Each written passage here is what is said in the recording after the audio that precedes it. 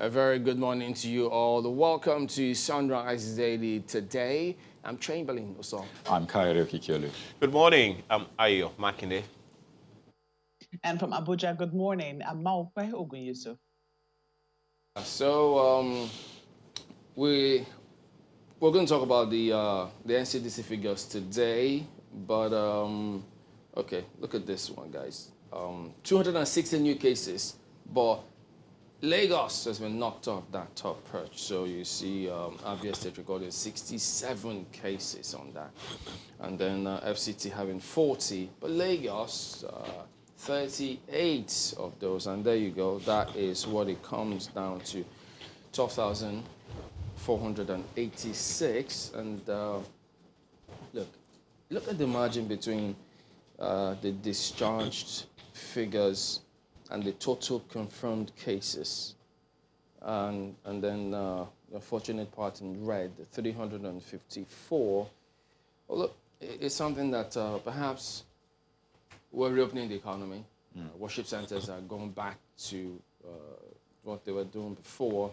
But this is something of equal importance, which we'll get to highlight as we progress here today. Because, I mean, sooner rather than later, if this margin continues to widen, isn't that going to overwhelm, first of all, the facilities that they do have for the states? I mean, yes, it did happen the world over, but who knows what the next briefing will tell us concerning the latest figures that they might see, whether or not we've peaked. But in terms of the conduct and attitude of the people, that is something we'll talk about as we progress.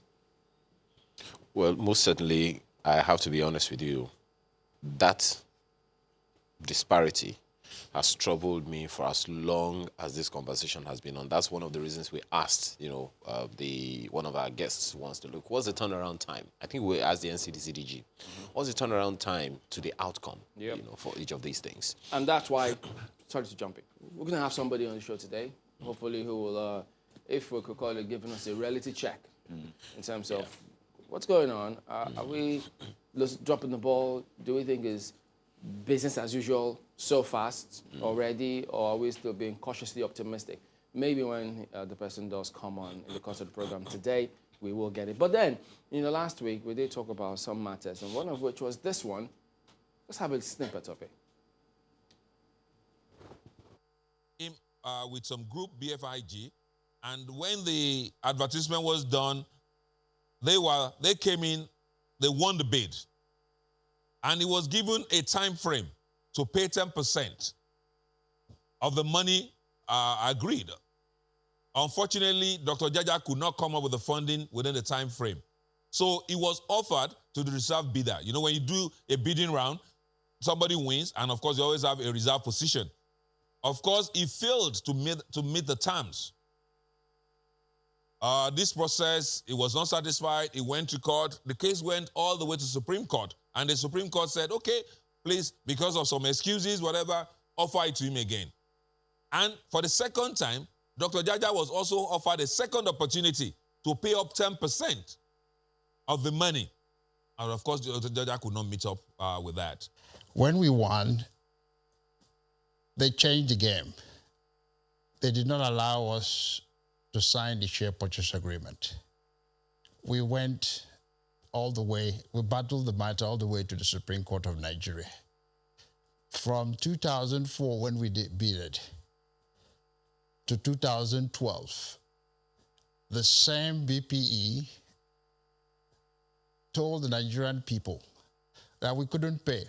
And during this time, we took loan from the US. We were sued in the United States for not using the loan. We settled with millions of dollars paid to the financial institution that offered us the facility. Now, from 2012, when the Supreme Court gave the judgment, by the way, it was a unanimous judgment. The Supreme Court didn't say, well, we think this or that. They looked at the facts and said, this is the agreement between both parties, that you, BPE, have not even given them a chance to pay. All right, so ever since then, we've been getting reactions. So we'll just take some of them and read them out to you. Well, this one comes in from Hakeem, who says, with reference to Dr. Jaja's case, we abroad are always afraid to invest in Nigeria.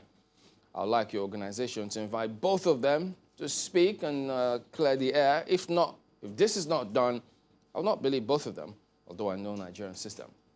That's Hakeem. Well, Chris from Warri says, it is sad to hear from Dr. Jaja that an asset worth over $1 billion as at 2004 is now in the region of $100 million as at today, going by an audit report, fundamental of KPMG. Goes on to say, the fundamental question is, does an audit report place value on assets, or it is a valuation report from a registered estate surveyors and valuers that determines the value of assets?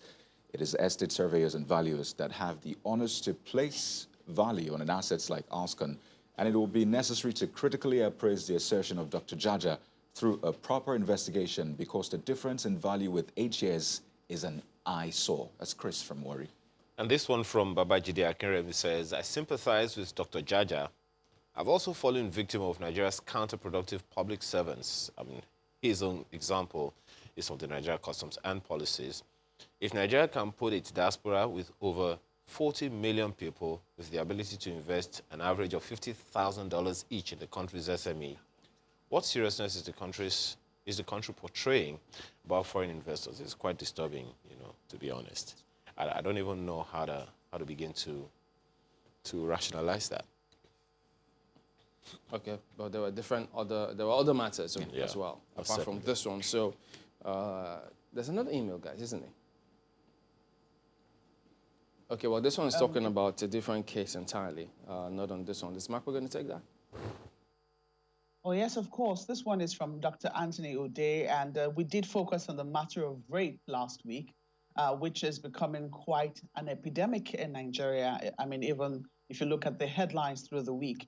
And Dr. Anthony O'Day says, the move by the National Assembly to amend the respective penal and criminal codes in order to provide stiffer penalties for the crime of rape and brutality against a girl child is highly commendable. The average young girl in Nigeria is obviously becoming petrified to leave and trust close male relatives and neighbors. This has also become imperative due to the adverse corporal, cognitive, mental, and intellectual accoutrement of rape and brutality, which may impact them for the rest of their lives, with ancillary consequences on their confidence, dignity, and amour propre. Don't know what that means, but I'm sure it has to do with the heart. We also expect the Nigeria Police Force to hastily and assiduously scrutinize these rising cases and ensure that all the culprits responsible for these inhuman acts are brought to justice. That's from Dr. Anthony O'Day. Okay, well, remember the AFDB case? Yes, they're still talking about some of those matters, and we did have Prof on the show. So there were some things that were not clear exactly, but they were talking about, some people were referring to a fresh probe, but he says, no, wait a minute, I think the person might have misconstrued, or some people might have misconstrued it. So he did send a response, just trying to clarify there. You have that then? Yes, what he said, well, they have been inundated with a lot of comments about, the probe, whether it's a fresh probe or whatever it is. He now said, based on the views, said they released a press statement that says, based on the views of some governors on the matter, and they need to carry every governor along in resolving it, the Bureau agrees to authorize an independent review of the report of the Ethics Committee of the Boards of Directors relative to the allegations considered by the Ethics Committee and the submissions made by the President of the bank group, thereto in the interest of due process. Now, he emphasizes it is a review of the process that led to the outcome, not a probe or investigation. The latter, that means the probe or investigation, is over, and the board stands with the president. What the board agreed to is to review the ethics procedure. Now, we should call attention of people to that one. Is it what you would say, tomato, tomato? Of course, there's still going to be some form of review. Now, some will say, well, reviewing the process, well, it's almost reviewing, because some of the things will come up. How did you arrive at this point? What are the things you considered? So yes, there's going to be a review, perhaps to clear the air that it's not a fresh one, but it's going to look into some of these issues. So, well. The question then you want to ask is the report or the outcome of the review going to affect the outcome of the probe? Big question. Well, there you go. So some of those matters, because I think they were particular about letting us know that it is not a fresh probe, contrary to what something. But at the end of the day, wait a minute, there was a fresh loan that was approved for Nigeria. So, I mean, they have to keep doing what they have to do. So this notwithstanding, so they're not being distracted by any of these things, and that's how it ought to be, as a matter of fact. So, yes, indeed, the figures of the COVID cases, which we'll also take a look at later as we progress here today. You just have to stick with us, and we're going to get the narrative of a COVID-19 survivor on the show later today. So we will be back in a moment and take a look at how the dailies are reflecting items today. Stay with us.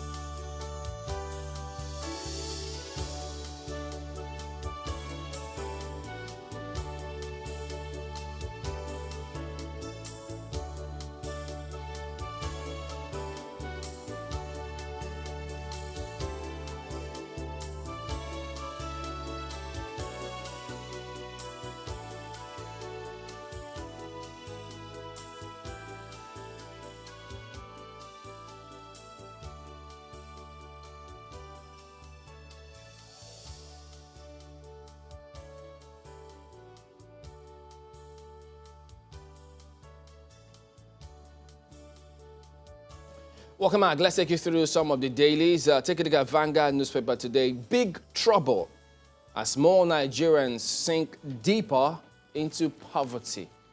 Oh, yeah, it is indeed big trouble. But look at the writer. Population of poor expected to hit 89.5 million. 89.5 million. How many people did the social register even cover? Households or people?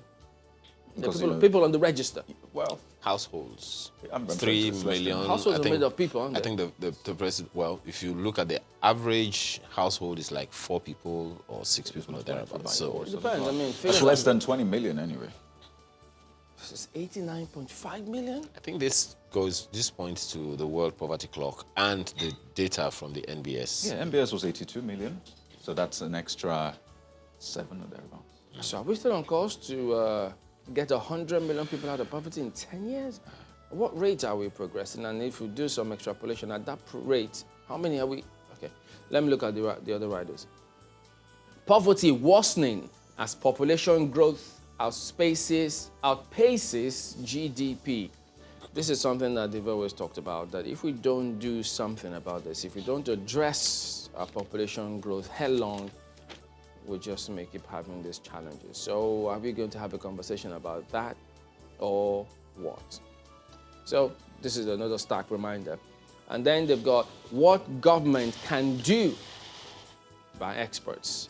So it's always a good point when they highlight the challenges and then put the suggested solutions in terms of way out. Always good to see that. There you see this tab now. Nigerians below poverty line, 2016 to 2020 in millions, data by the NBS, as you guys have highlighted. They looked at it from 2016 to 2020, how it's just a little, well, over almost 80, over 78 in 2016, and now look at what we've got. Okay, this also broke. COVID-19 editors urge FG to inject money into media industry. Yeah, so there you go. And then PPPRA backtracks, say marketers can't fix fuel price. So that was trouble looming at that time when it was reported that, yeah, so they can now fix all of those, but I guess this is the latest installment of the information about that. Outrage greets Mieti Allah's Nigeria belongs to Fulani comment. Also featuring here.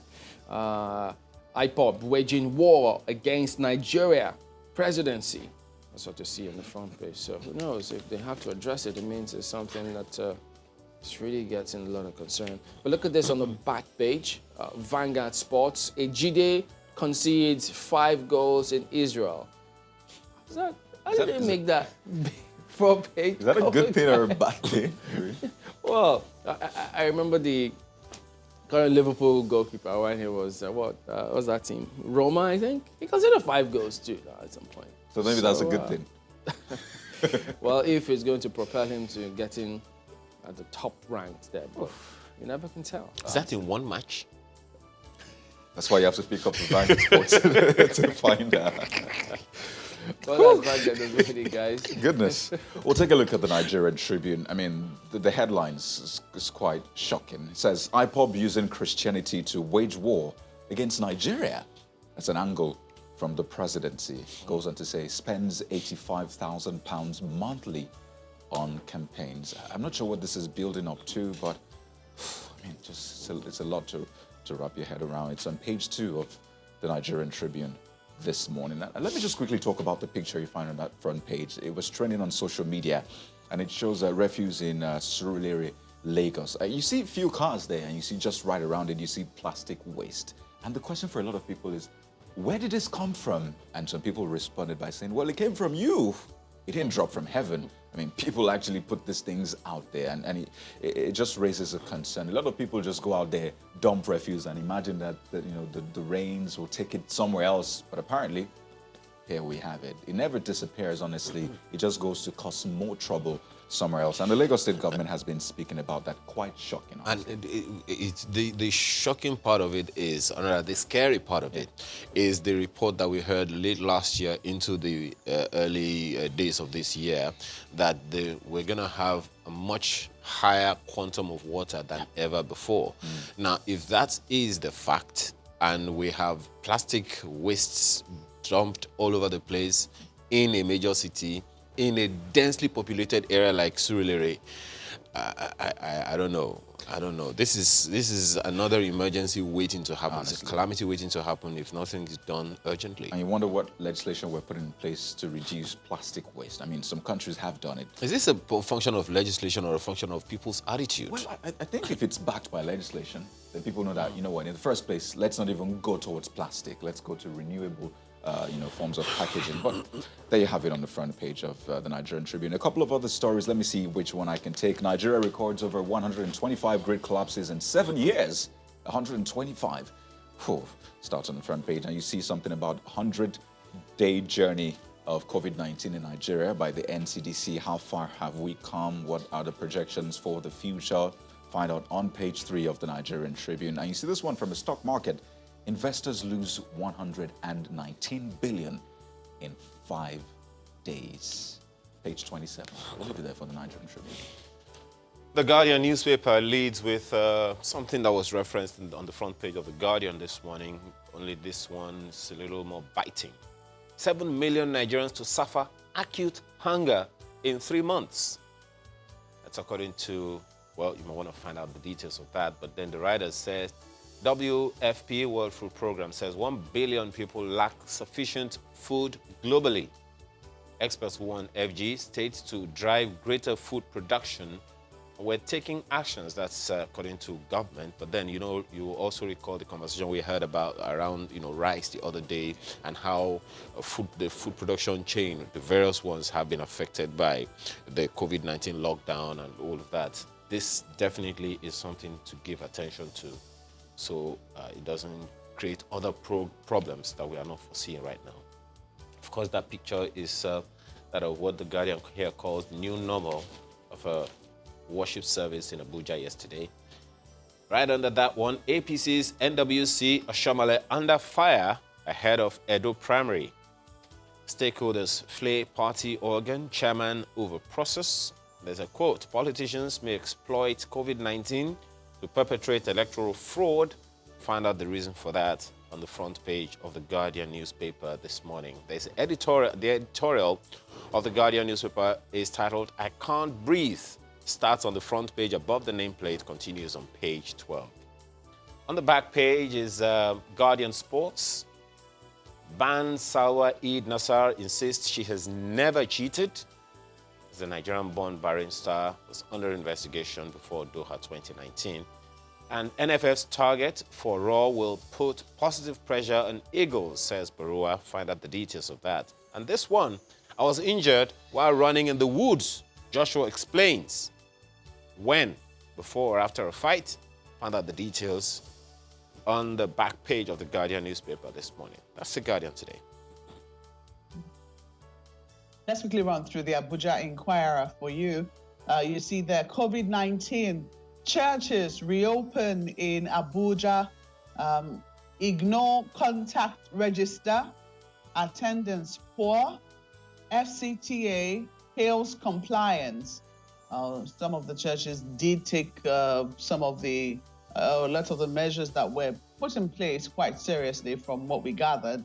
And some people, well, as you're seeing here, it's reported ignore contact register.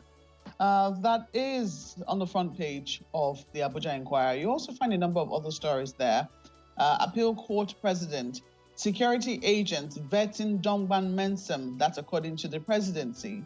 But they're taking their sweet time to vet her. That's for sure, because they've had to renew her, what they call that now, the time in which she's serving as a temporary head. Page 6 is where you'll find all the details. You also see there at the bottom, NNPC deploys online fuel procurement solutions. We'll fix health sector in phases, says FCT minister. And a minister here suggesting rapists should be castrated. It's on page 14. School reopening, what federal government should do. That's according to FCT residents. Just on top of the nameplate there, you see there John Momo elected BOT chair of Chevening alumni. That's on the top of the nameplate. Kester Osahene, new president. That is all there. Also see the face of Ijeoma Onyato there. Well, let's leave it there for the Abuja Inquirer.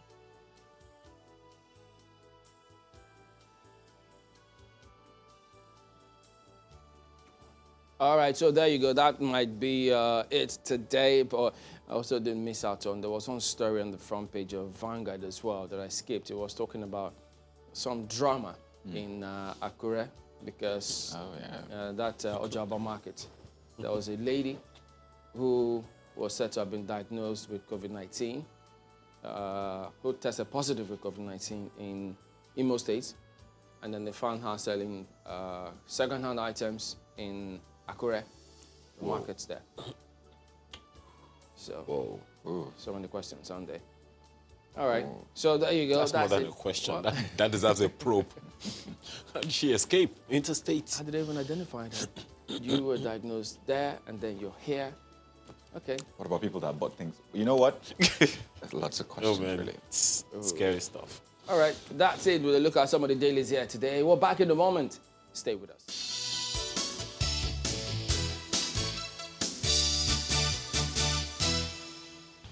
Okay, welcome back. Well, yes, indeed, the call by the governor of Kano State, Abdullahi Ganduje, about Miyetti Allah and the ECOWAS protocol to be reviewed such that you stop the migration of herdsmen, he says, well, some of those actually causing some challenges. So that is what we'll be examining today. We've got two people lined up. Well, first, Jonathan Asake, he's of the Middlebelt Forum, and also the president of Southern Kaduna People's Union, Sokapo. He joins us from Abuja. Then we'll also get across to Muhammad Labar, who is the chairman of Macban Southwest. So hopefully we'll get him connected and then get his views on. Mr. Asake, thank you for joining us today on the program. You're welcome. Okay, so now this call by the governor of Kano State, well, is interpreted in different ways, different perspective about this matter, actually. How does this sit with you? Well, to me, it's the same old thing. that Nigerians have been seeing, the more you look, the less you see.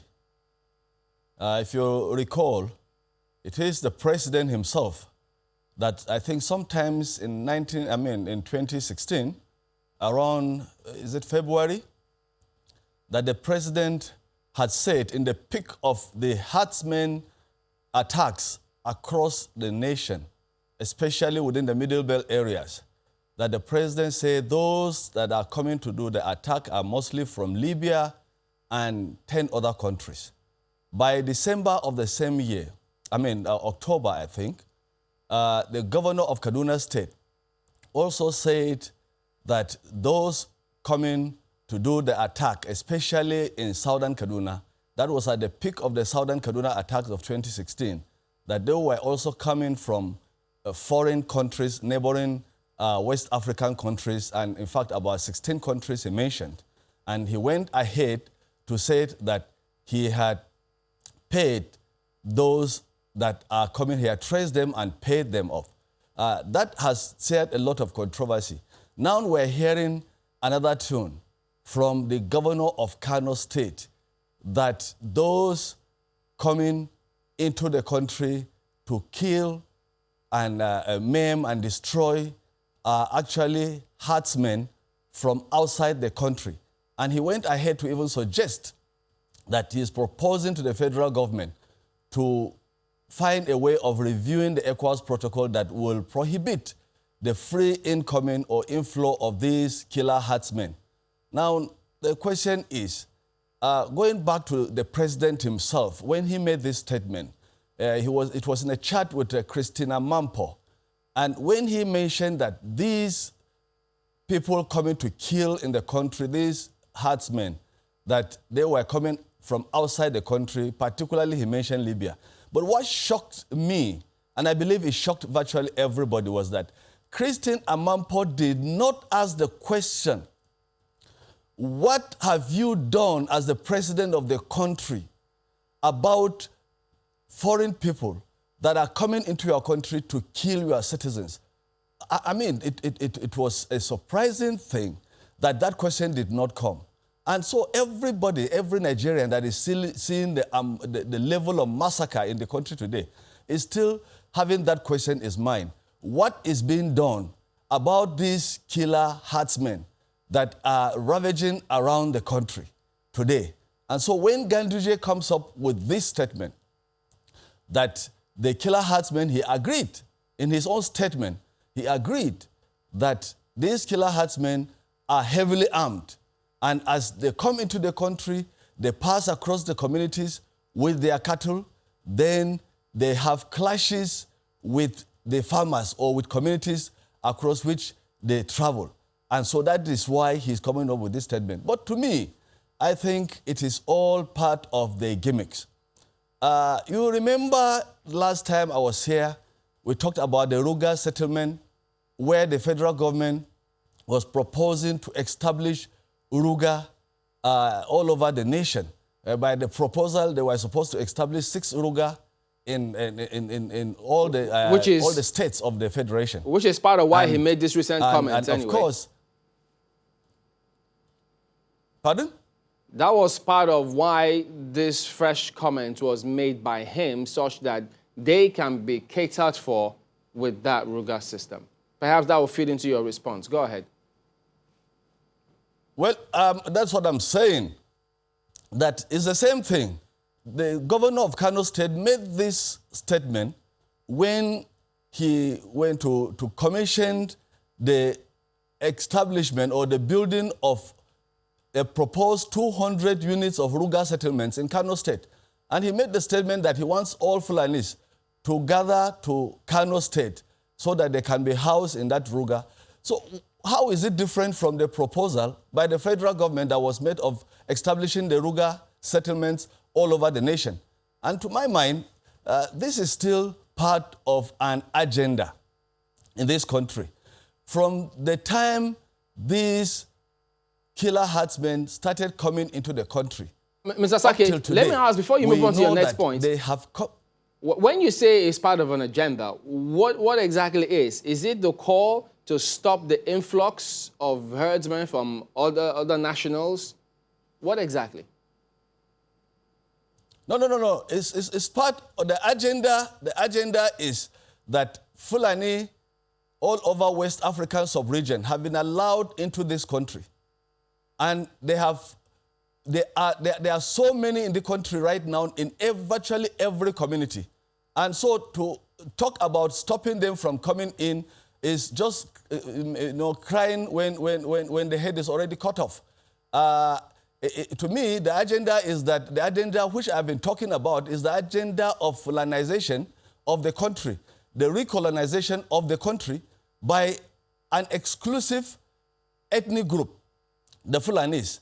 And so if the Fulanis are already in the country, nobody is talking about what will happen to those that have already come into the country in their hundreds of thousands. We have hundreds of thousands of them already in the country, and they have continued to kill, and they have continued to invade communities all over Nigeria. In fact, most of those communities that have been invaded have been taken over by these Fulanis. Right now, as I'm talking, in my own part of the state, that is Southern Kaduna State, I can name several communities like the Atikar Chiefdom, Zangan District. About 11 communities have been displaced from 2013 up till now.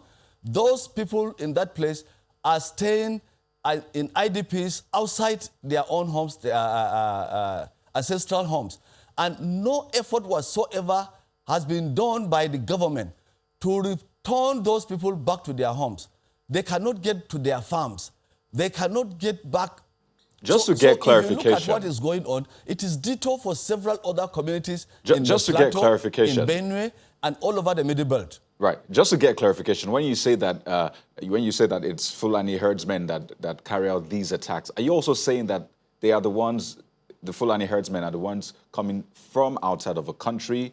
And also, when you say that this is a part of a gimmick, I wonder, what do you expect the governor to say, for example? Because if he says that they need to stop the influx of Fulani herdsmen, what more do you want? But I'd like you to start from, the part of the attacks. Are you also alluding to the fact that these Fulani herdsmen that are attacking these communities, as you've said, are coming from outside of the country? Well, there is no doubt about the fact that Fulanis that have been killing are coming from outside the country. But it is also a fact that those that come outside the country collude with elements of the Fulanis that are inside the country to perpetrate these atrocities, the massacres that you see around the country. And it is also a fact that they have their sponsors inside the country, highly placed people that are sponsoring these activities of the herdsmen that come from outside, and the ones that and when they come into the country, they now find those ones that are inside, they collude together, and they are sponsored to carry out these atrocities that we see in the country. Let me give you an example here. You see, I will talk from my own part of the state. From the 12th of May, just last month, a community called Gonarogo was attacked, where 17 people, it was well reported, where 17 people were killed in one night. And this attack continued from one community to another until about 7 or 8 communities were completely sacked. They are now in IDP camps, and during this rainy season, and in fact, most of them are scattered. They cannot go back to their places. And this attack continued again from the 18th to the 24th in a place called Kalla and environs, where more than 15 communities were attacked by these herdsmen. And all these communities also were displaced.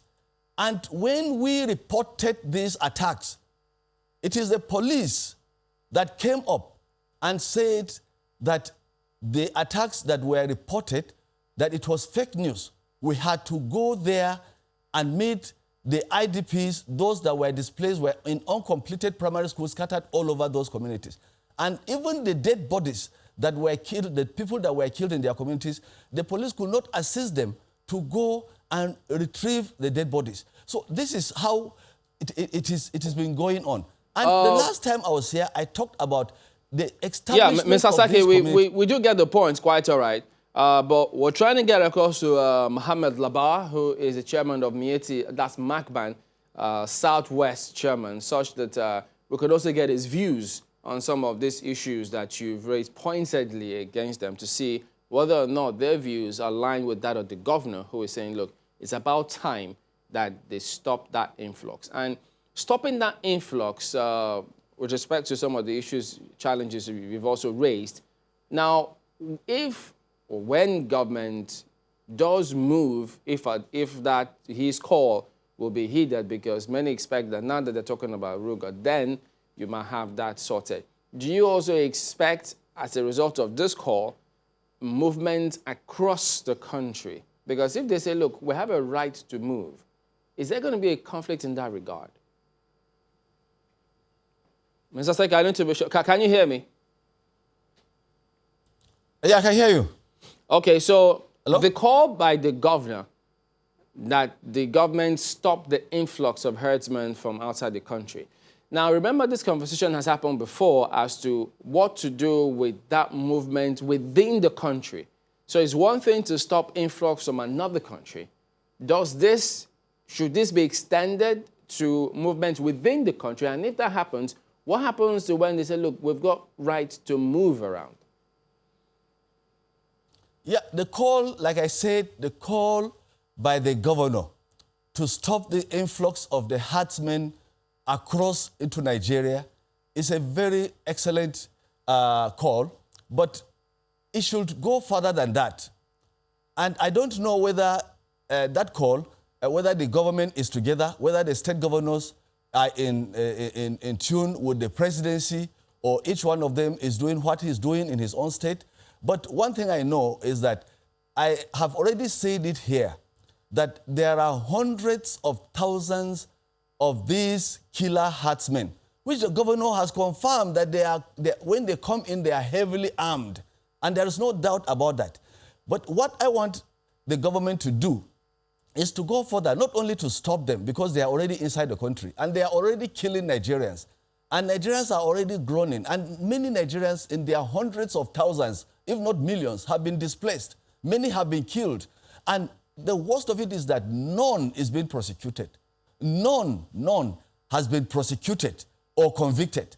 And so the government will show more commitment if the government goes ahead to fish out these herdsmen and bring them to book or flush them out to where they ever came from, especially those that have occupied communities.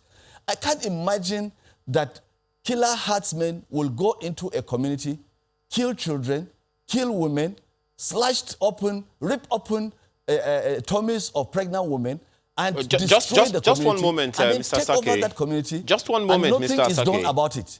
Mr. Saki, just one moment.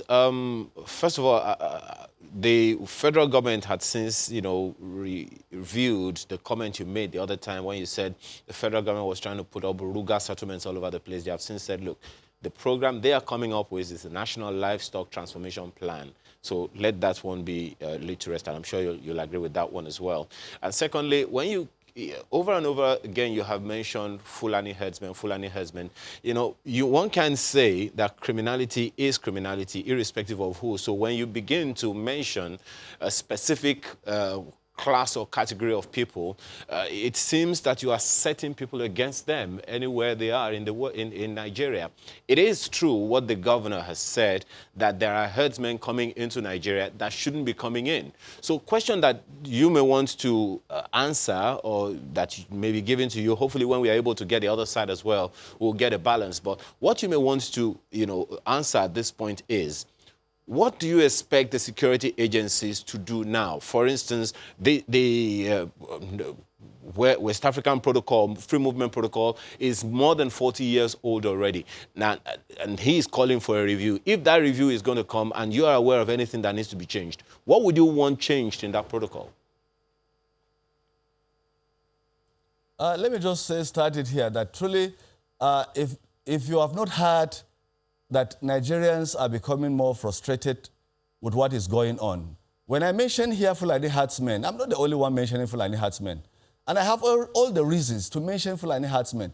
But what the media will want is that the media is stopping Nigerians from saying where the problem is coming from. If it is coming from a particular ethnic group, we call them by their name. You cannot call a spade by any other name. Mr. Sake, just one moment.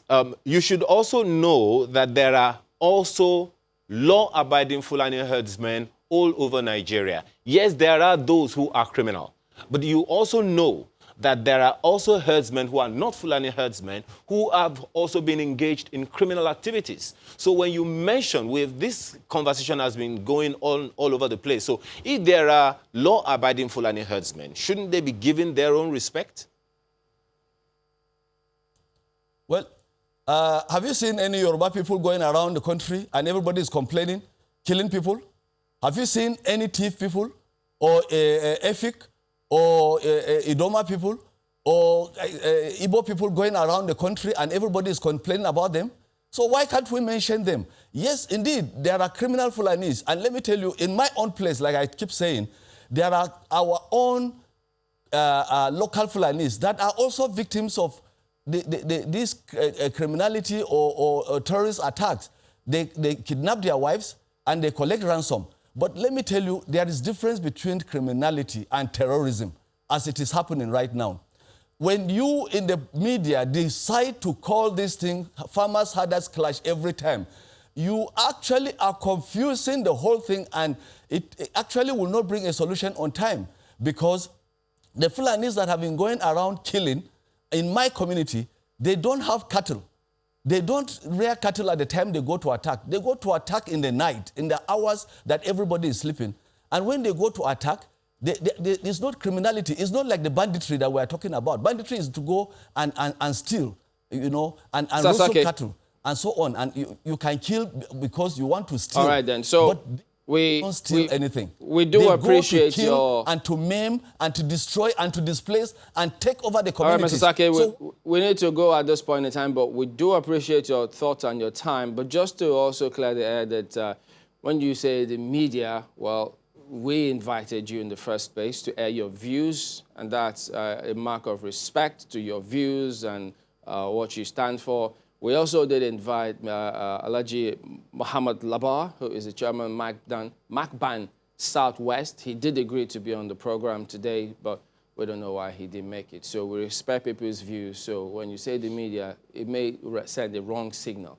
We ensure that we utmost respect to everyone, and of course with the law, we stick to all of those. So thank you very much indeed for your time this morning. We do appreciate that. So we're back in a moment. Join us again.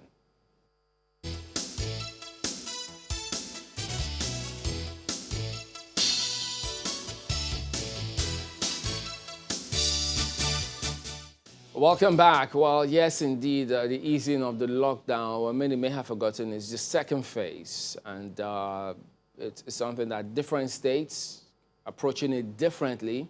But ultimately, the economy, it's been reopened. But what are the implications?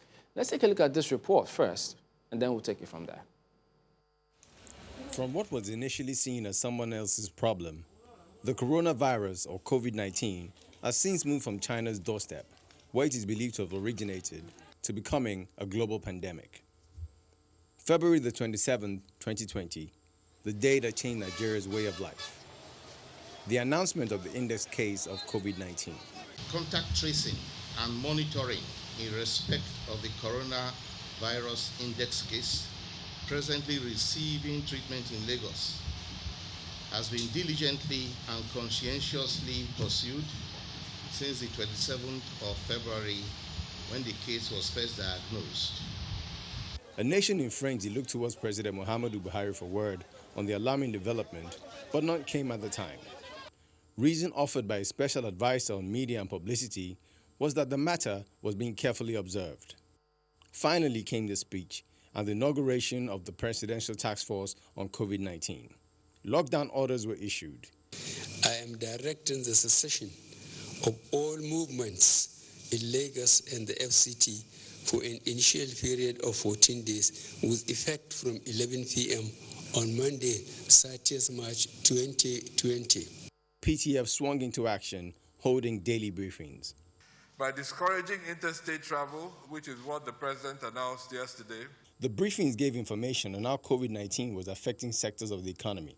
People groaned at how the lockdown would affect their lives. This lockdown situation, it's been a little bit difficult in the side of the logistic supply chain to get logistics partners to move food.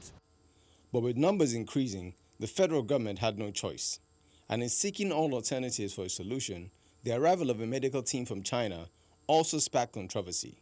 They were here on the bill of CCECC, a Chinese company working in Nigeria, doing some work for us in several places. Then along came Madagascar with a claim of having a cure. But like other submissions, it was received with caution. Same goes for hydroxychloroquine, which is still a major shot for trials globally. Very important personalities were not spared on the list of casualties, while new cases prompted several states to follow with lockdown protocols. But some others like Kogi and Cross River did not accept there was anything like COVID-19. Although Kogi disputes the figures by the Nigeria Center for Disease Control, only Cross River is yet to officially record any case. COVID-19 has certainly turned things around everywhere, and believe its existence or not, the most important thing to do at best is to stay safe. Oralu Ashonibare, Channels Television News. Okay, so let's get into it. Dr. Akiala Ishaku joins us. He's a medical lab scientist. Good morning, and thank you for joining us today on the program. Well, yes, we've seen different states adopting different measures, taking precaution, as well as opening of the economy. But from a broad perspective, first of all, do you get a sense that, from what you've seen, that we're still mindful of this and we're approaching it the way we ought to? Yeah, good morning, Chamberlain. Thank you, Ayo and Kayode, for also giving me a platform for me to speak. I want to say that this is a transition phase in the ease of lockdown moment. And I strongly believe that in transition moment, just like President Donald Trump would say, it is transition to greatness. Within the context of Nigeria, I would say that it is transition to abundance. And I think if you carry out the happiness coefficient of an Okada man and a market seller, you will now discover that they are quite happy. This is because during lockdown, we consume more, but during the ease of the lockdown, we tend to produce. So you can see that in some coming days to come, the Nigerian Bureau for Statistics will be giving us the inflation rate and all the indices for our economy. They will definitely go into the negative. So I think that this is a transition moment, that what we need now is about state ownership. What we need now is about coordination. What we need now is about also monitoring and evaluation. So when we talk about state ownership, it is quite key that state needs to own this pandemic. And then when we talk about coordination, the federal government needs to come up with modalities on how, what we expect 1, 2, 3, 4, 5 of states to do, so that as citizens, we can be able to hold our states accountable. This is also a buy-in time. We need a lot of mass mobilization. We need a lot of advocacy. We need a market seller in Kaura Namuda to be able to key into this. We need a woman that sells Pomo in Elisha to be able to key into this, to actually understand what this pandemic is all about. We also need someone in Arochukwu, a woman selling pineapple or plantain in Arochukwu, to be able to buy into this. So we need ownership. We need a buy-in time. So people need to actually buy in time. So what I expect now, from states before you move on, right? Just before you move on to the states, I mean that's going to form a major part of our discussion. But I'd like to also, put in these issues. For one, the Minister of State for Health just yesterday said we have not reached our peak yet. I mean, and they have said it time and again. That's on one hand. Because you say this is a transition, I just wanted to also add these things to it. And then also, countries that have reached their peak and they're, coming down, they've always said that there's a possibility of a resurgence. We've not even gotten to our peak. we don't know what that will look like and if there will be a resurgence. But when you go around, like Chemale was asking, do we really realize what phase we're in right now? When you go around, you see that a lot of people are not wearing face masks anymore. They're thinking maybe we've overcome, the phase of coronavirus pandemic and we're transitioning into a phase of free for all. So when you say we're transitioning into a phase, yes, we're easing the lockdown, but coronavirus is still very much with us. So isn't there a challenge when we, try to pass out the message that we're transitioning? People might take it as though we're saying we're transitioning into a phase where we're free of COVID-19. No, when I mean by transition phase is about a phase of taking responsibility. That is it. So it's transition is within a relative context. So I mean by taking responsibility. So actually, when you look at, so it is also a transition moment of buy-in. So it has to do with taking responsibility. When you look at, so I agree with you that we have not reached our peak. We needed to flatten the curve. A lot needs to be done, and that's why I said that this is a transition moment. That transition does not actually translate about flattening the curve. It connotes so many things. Epidemiologically, it connotes taking responsibility and then coming up with policies that can be able to. So I agree with you that we have not actually done, as citizens, we have not yet taken responsibility for us to actually look at the basic safety measures to be able to contain this pandemic. First of all, we need, as an individual, we need to accept that coronavirus is real, and then we are positive. And so if you see yourself as being positive for coronavirus, issues of wearing face masks, issues of personal hygiene will bring to bear. So, so when I talk about transition, what I mean is that it's about ownership and about taking responsibility. Now, let me bring this to you. You are a medical lab scientist. I would like to take that last word, scientist. There is data out there that shows that an average 15–16% of every number of tests that we conduct come out positive. Would you say that the easing of the lockdown in this second phase of opening certain segments of the economy, would you say that decision is science-driven? Actually, you can actually look at, so I can take your question from two sides of the coin to look at it. That brings to bear issues of data science.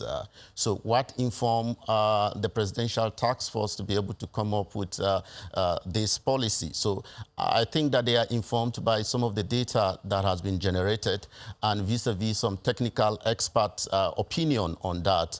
But I want to say that at this phase of ease down, it is also a phase that we need to go into robust community testing. I agree with you that we need to also generate data that will be able to inform our future decision.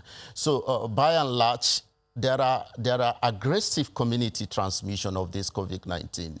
I have supported states within the Middle Belt for rapid response for COVID-19. And I can tell you that we have also experienced a lot of familiar cluster transmission. So you see that transmission taking place within household. I know of a household of about 7 people in Nasarawa State in Karu that got infected with COVID-19. I know of a child of 2 years that got infected from his mother. So at this phase of ease down, I agree with you that testing, we need to test more, and then when we test more, we can be able to get more results. The easing of the lockdown is in the second phase. We had a first phase, and then now we're in the second phase. The first phase went such that people could go out in certain cities, do some work. The second phase has further eased this lockdown to the extent that some worship centers are opening up in different parts of the country. And already, just as you have said, there is, from the question that Kayode also asked, there is a large number of people that do not even see this as anything they should give much attention to now. Do you have any fears that there could be a surge in the percentage of people that will test for positive for coronavirus in the coming days, given that before the lockdown and after this lockdown, currently we have 15–16% of every number of tests that are conducted positive. Do you have any fears that in the coming days there could be an increase in the percentage of positive cases? Actually, I have fears regarding increase in numbers of positive cases if we did not take responsibility. If state government did not take responsibility and go into mass community awareness, community mobilization.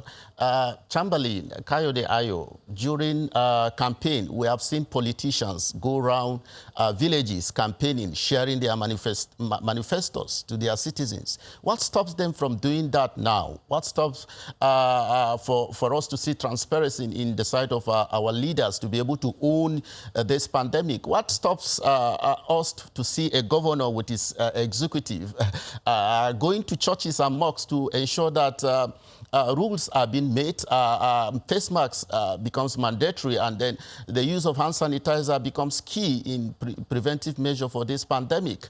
What stops us from seeing a local government chairman with his councillor coming out to test and to tell the people that we have tested and then we are negative? So my fears is that in the coming days to come, we are going to experience exponential increase in the number of positive cases if we do not take responsibility as a government, as individuals, and as communities.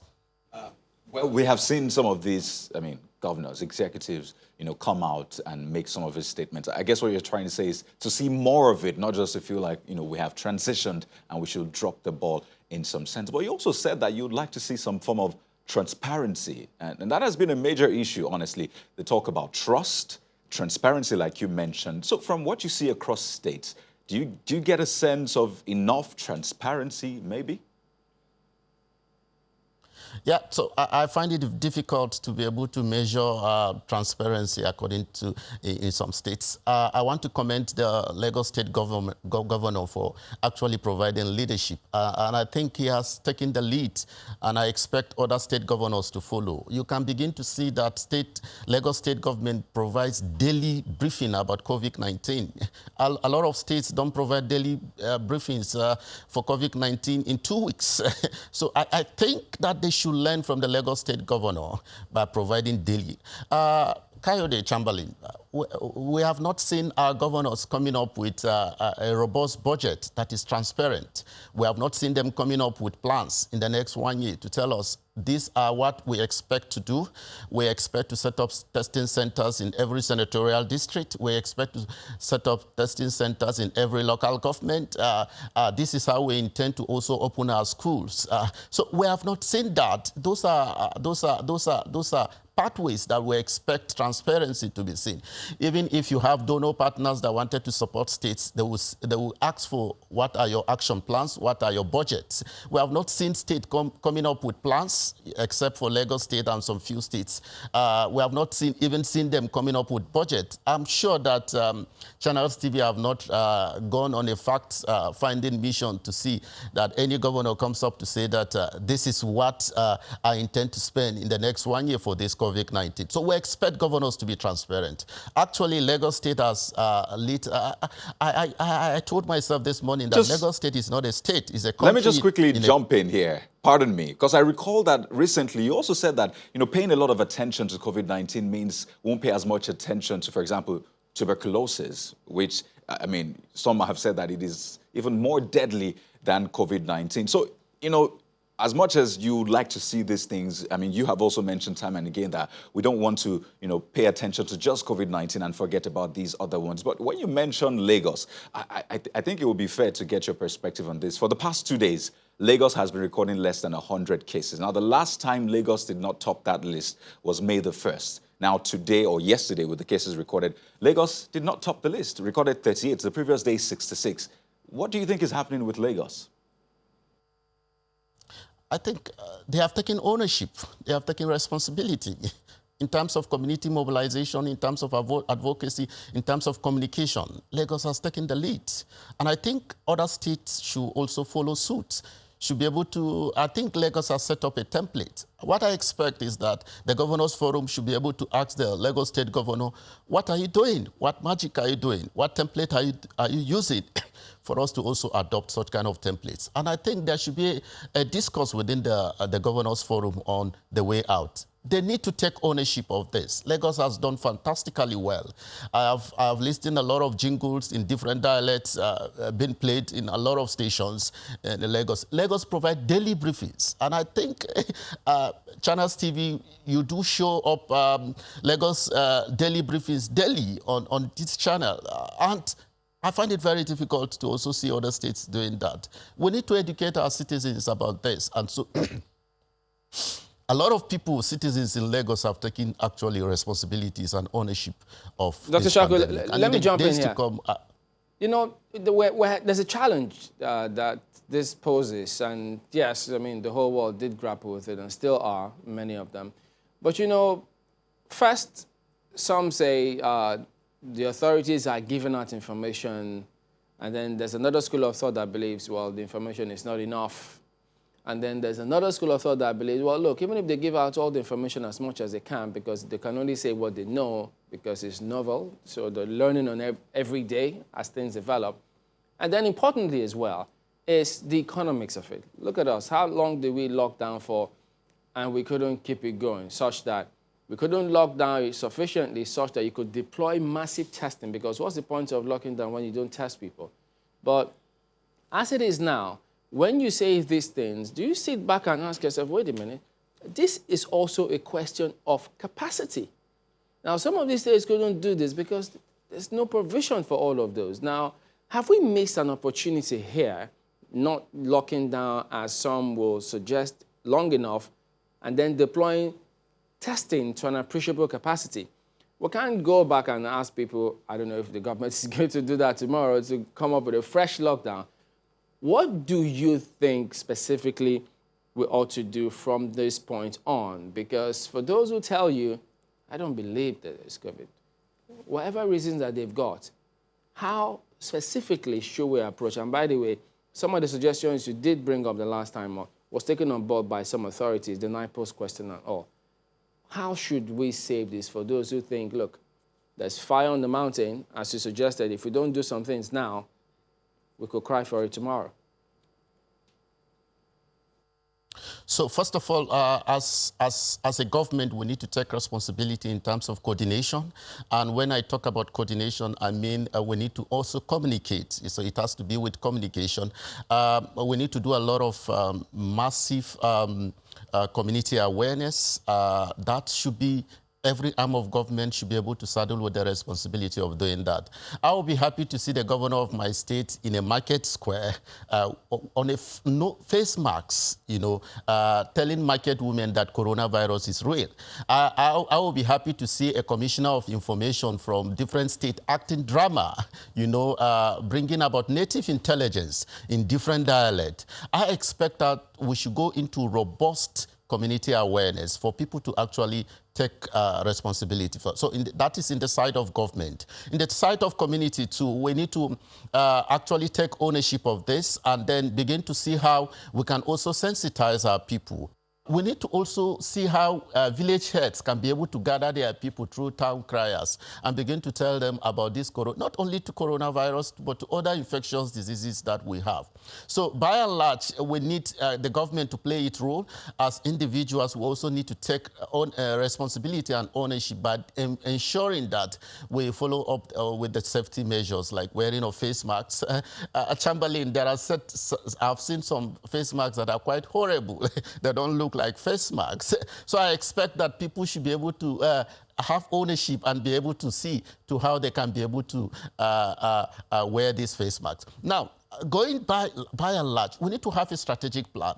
If you don't test, you can't know the people that are infected. So I want to see a government, I mean state government and local government, come up with a strategic plan. In the next 1, 2, 3 months, we are going to have a testing center. Do you know that with the help of CDC, when I was heading a rapid response team in one of the states, we were able to write a report, and through NCDC and World Bank, every state of the federation got 100 million naira for a support. Every state of the federation. That is enough to set up 2 testing centers.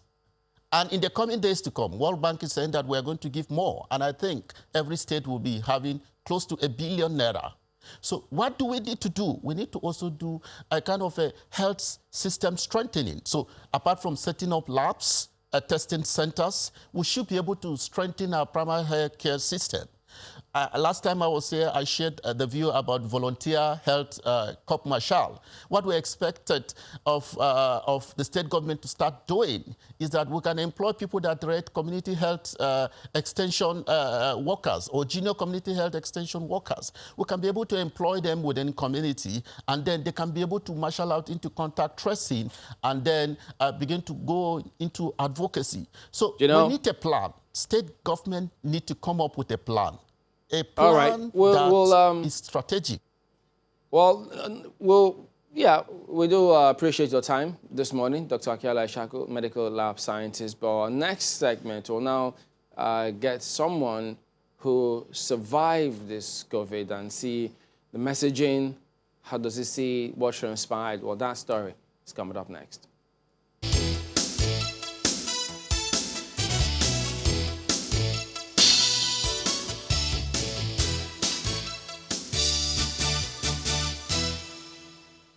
Welcome back. Well, Kehinde Adebugbe joins us now. He is a COVID-19 survivor. Good morning, Kehinde. Thank you for joining us today on the program. Well, you know, the thing about this is, thankfully, yes, good to know that you did survive this. And the story, the narrative, that's what you're going to go ahead and tell us next. But first of all, how did this all happen? Actually, I think my wife got it from work. You know, she's a banker. She got it from work. So, but it was very mild symptoms. We were confused as to whether it was COVID or not. You know, she just had fever and all that. So, I mean, it was mild, so she was treating herself at home. You know, so after a while, I suspected, so I tried to fend the kids off her, you know. So after a while, maybe after a week and a half, I started feeling some slight flu symptoms. And as time went on, it just spiraled down and it got worse and worse until I had to be rushed to the hospital. Yeah. What was your attitude to COVID-19 before this even happened? Apparently, I was one of the most paranoid people. I closed my business down before even the government said we should close our businesses. I was very, very paranoid, using my sanitizers every day, social distancing and stuff. But when something was happening, it happened. So I was paranoid about the whole COVID-19 thing right from the start. I just want to get some things clear. When you mentioned your wife had symptoms, was she tested? Yeah. Did she go for a test? And you said she was treating herself at home. So maybe you were also aware. I just need to clear that part out. Was she tested, and why was she not admitted? No, she was not tested because it was not quite alarming, you know. It was just like a simple flu, you know. But I guessed when I asked her questions, do you smell? Do you taste? You know, how do you feel? You know, because I've been following the COVID-19 story, so I was much more paranoid, you know, but it wasn't something alarming. That's why when you say some people will have mild cases, and some people will even have go totally asymptomatic, where the virus comes in and it actually goes without them showing any symptoms. Because I am diabetic, so when it hit me, I just spiraled down quickly. So she wasn't tested, but by the time I was taken to isolation center, they tested both of us. And by that time, she had already become negative while I read positive. That's quite tricky because, I mean, you're saying that maybe she was positive, but I mean, the good thing is both of you are fine. But walk us through your experience. I mean, because you say you have, at least you have a comorbidity, which increases the risk, you know, of you know, COVID-19 affecting a person more. So walk us through what exactly happened during that process. By the time I got the flu symptoms, I started having a bit of a chest pain, and as time went on, it started becoming worse. What it is it's a horrible experience actually, because what it is that your lungs tend to feel like glass. So with every deep breath you take, it's like your lungs want to shatter. And when I got to that point, I knew I had to raise the alarm, because every breath I took in, I started coughing and my lungs were like they were going to burst or shatter, you know. So I had to rush to the hospital. I was at a hospital near my house. I was rejected there. When they checked my oxygen level in my body and it was very low, I went to another private hospital. I was told they cannot take me in or even give me first aid, you know. So I had to rush to Lassos. All this while out of breath. My SpO2 at that time, that's what you used to read. Your oxygen was about 88, when the normal level should be like 95. So I was in desperate need of air. And when I got to Lassos, it was crowded, you know, people were plenty. And when they saw my situation, they said, okay, that they should rush and take me to Bagada. It was when I got to Bagada and they saw my situation, they first they had to rush to give me oxygen immediately so that I could breathe. And they did the other normal things before they now took me into the center. How many days was this? I mean, did it get that bad for you from the first time you had some symptoms? Oh, just 4 days. I deteriorated in 4 days, literally before my eyes. I absolutely deteriorated in 4 days. Wow. But why were, wait, what happened? Was there any communication with the NCDC, the Lagos State authorities? Why didn't that happen straight away rather than moving from one hospital to the other? Okay, so I think it's the process. So by the second day, I was so sure it was COVID. I was already sure, you know. So I started with the NIMR. I filled the forms.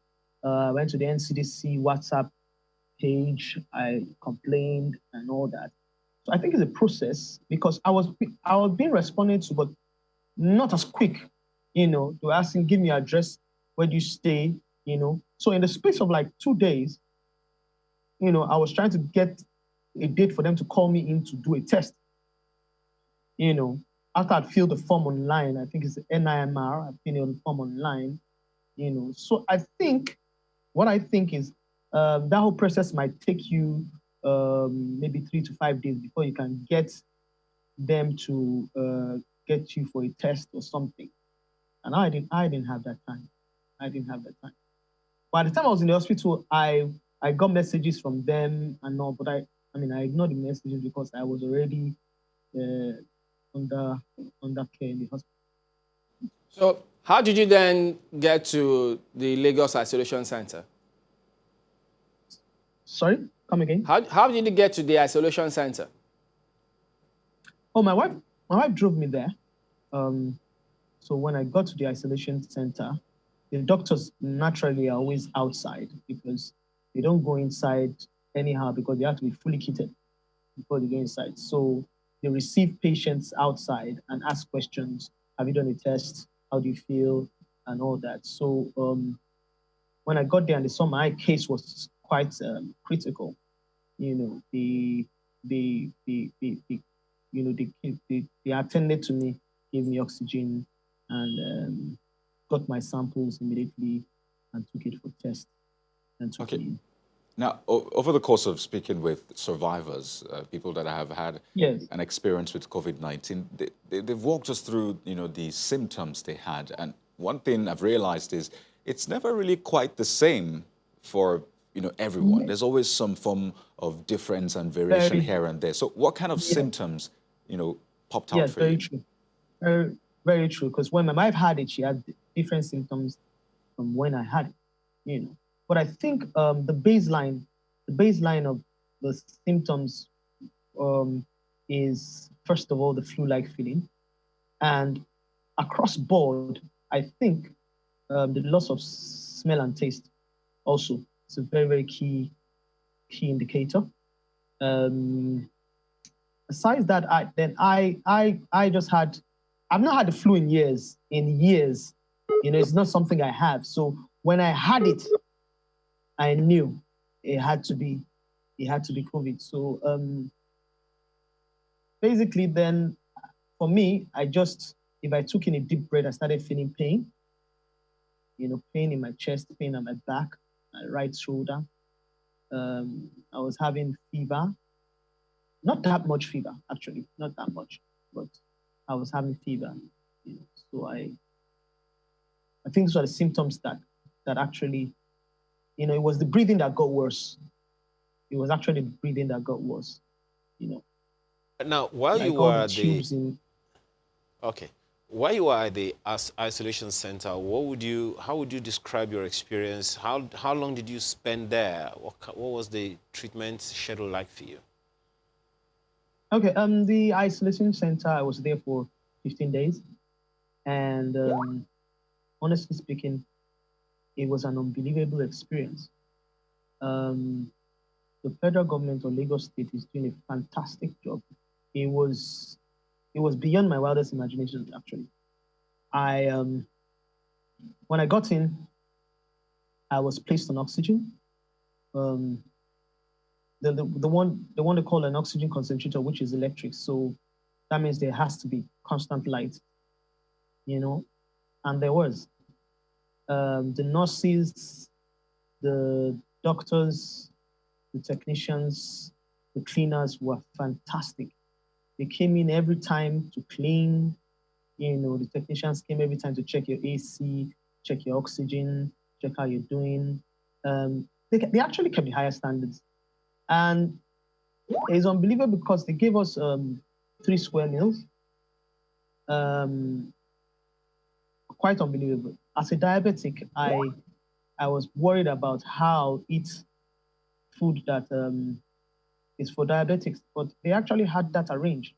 And I had meals for diabetics, 3 square meals that were quite fantastic. Quite fantastic. And the way the doctors, they scheduled to come in, I think 4 times in a day.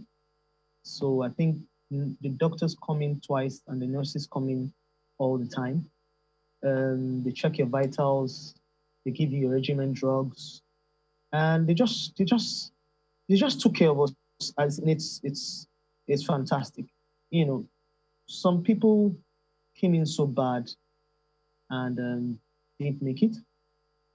But generally, we were taken care of so wonderfully. I give the kudos to the state government and the federal government. It's quite impressive, quite impressive. What was quite touching also for me with the background of your story was when you described, some of the officials coming in to, retrieve those that have passed on. I mean, this just goes to show that, Yes. I mean, this is real. Do you want to walk us through what happened, how that hit you? Oh, that's part of the trauma being in the hospital. When you're sick, you tend to, look at what happens, see how hard these nurses and doctors are working to try to keep people alive, An example, a guy adjacent my room, I like to always keep my room door open for some reason. Maybe if I wanted to shout, I could shout and they'll hear me, so some guy came in maybe like 5 days after I came in, critical, we were giving him oxygen and everything. I literally saw that guy die. I literally saw him fight for his life, but he didn't make it. I was looking through my door every night because, at night, all the nurses and everybody's gone. They're gone. You just have to be, they will prep you up, but they will leave. If there's an emergency, they will come in. So at night, I just always look at the guy struggling, and until he gave up the ghost, it was reality just hitting that this stuff is real. People are dying, and it was there. It was there, and then I vowed to myself that, God, if you let me come out of this thing, I will come out and I will tell everybody, I'll make sure everybody understands that this thing is real and people are dying. So when you then came out and you saw the way we were carrying on, what struck you? I was shocked. I was livid. I was scared, honestly speaking. When I got out of the center, honestly speaking, I thought as I was driving out of Bagada, going to my house, I'll see people social distancing, people wear masks, I'll see buses half empty. And my journey from Bagada down to where I stay, I was looking out for it, but I didn't see it. And I was like, my God, is it that these people don't understand that this thing is real, or what's going on through their minds? I was almost forced to come out of my door and tell someone to, he wore his mask and he put it right underneath his nose. And I was I wanted to come out and say, no, you don't do this. This thing is everywhere. It's a killer in our midst, and you guys are you think it's a joke. But there's nothing you can do that much than just talk like I'm talking now. So, well, before you went to the isolation center, you talked about the fact that you had 4 days, before that happened. The symptoms grew for you within 4 days. I'm wondering you talked about trauma at the isolation center, but I'm wondering the kind of trauma you had not being able to touch or reach out to your children. It was quite horrible, because I had already started feeling guilty earlier on, because I suspected my wife. So I used to tell the kids to get out of the room, go, just greet your mother from afar, say hello, mommy, good morning, and go. So I was even feeling bad. Why am I doing this? But I didn't want to take the chances. I didn't want to take the chances. So I made sure the children didn't even come to our room. Then when I now got it, I didn't even come out of the room. When I got out of the room was on the 4th day when I could not breathe. I just walked out, and the hospital close to where I am is like opposite my house. So I went there, and the nurse saw me and she said, "You're in a bad shape, sir. You need to get help somewhere else." If you can just, in 20 seconds, leave us with a message, because there's been a lot of back and forth. This is not real. This is real. What can the government do? If in 20 seconds, what will be your final message, really? Yeah, my final message would be that COVID-19 is real. There's a killer in our midst. A high warning and message for people with underlying diseases, diabetes, high blood pressure, to keep it under control. Your drugs, take them. Your exercises, do them. Keep it under control. Keep taking your vitamin C and stay safe. Social distance. Wear your mask wherever you go. Whatever surface you touch, use your sanitizer. It's highly contagious, so you can't tell where you're going to get it from. So it's real. I have personally seen people die of it. I've had the experience for 15 days in an isolation center. I've seen people come in close to 10 to 15 per day. So I know that it is real. And I want to let people know also that it's real. Well, yes, indeed. And it's good to, thankfully, that yourself and your family, everyone is fine. And on the lighter note, hope you're no longer paranoid. Now I understand it, so I'm the pilot. All right. Thank you, Chamberlain. All right. Thank you very much indeed. And good to know. Yeah. Kenny Adebugbe, survivor of COVID-19. So there you go, guys. We're back in a moment. Join us again.